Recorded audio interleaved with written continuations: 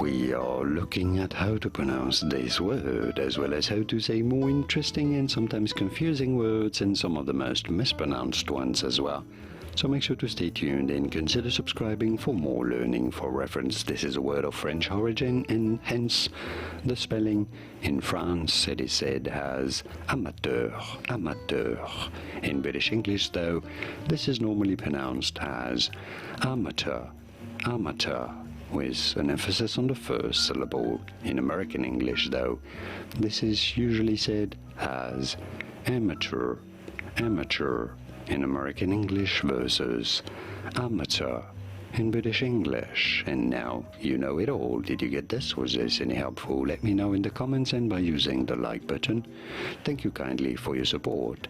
Here are more videos on how to pronounce more interesting words and names whose pronunciations aren't always obvious. I'll see you there to learn more.